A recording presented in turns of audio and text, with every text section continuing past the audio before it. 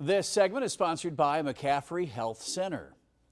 Well, rheumatoid arthritis, an inflammatory and autoimmune condition with levels of inflammation that can affect a person's joints and the rest of their body. However, many don't know the brain plays a role in rheumatoid arthritis inflammation. Here to tell us more on our Wellness Wednesday segment, Dr. Sean McCaffrey. Good morning, Sean. Good morning. Good morning. I'm well, thank you.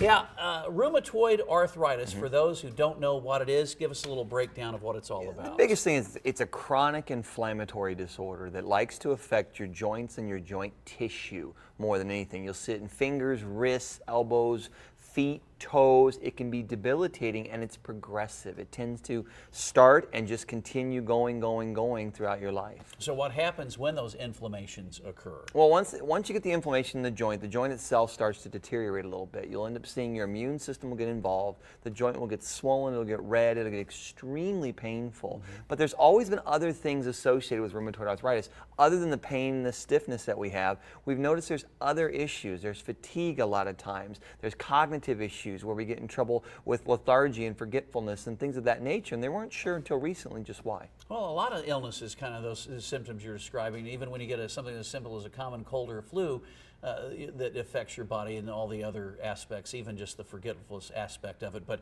certainly this is something that is ongoing as compared to a cold or flu, obviously. So also has an impact on the brain that research is showing. Yeah, and that's what they figured out. So like you mentioned before, the flu has very similar effects. Your joints hurt, you ache, you're fatigued, you're tired, everything just doesn't feel good. What we're finding now is that we've always treated people in the periphery. We've always gone out where it hurts in the hands or hurts in the feet, and we're using different medications and things to try to help that, or different alternative therapies. But now recently in this research project, they learned that there's a spot in the brain, there are actually two, the frontal lobe cortex and the bottom lobe of the parietal lobe, that get involved in this chronic, long-standing inflammation.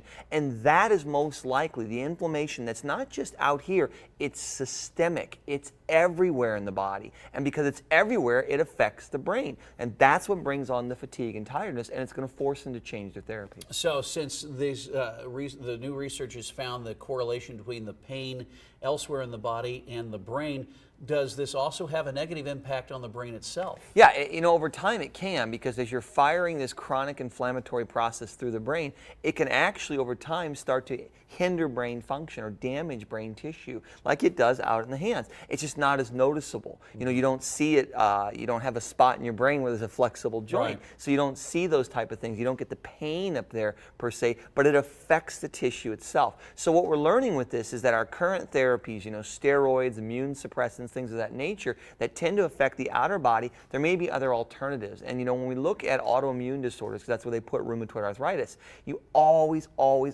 have to look at the GI tract. That is the secret to autoimmune disorders. They start in the GI tract, and then they affect the body in a number of different ways. If you can heal the gut, seal the gut, you can perform amazing things, and that's what we do every day in practice. Wow, and speaking of every day in practice, you're always giving great advice to folks, and tonight, no exception, your fireside chat. Tell us all about that. Yeah, super excited about this. Okay, so this is our fireside chat. It's the second of the 4-part series that we're doing this year. We're going to be talking about mechanical stresses on the body, arthritis being one of them.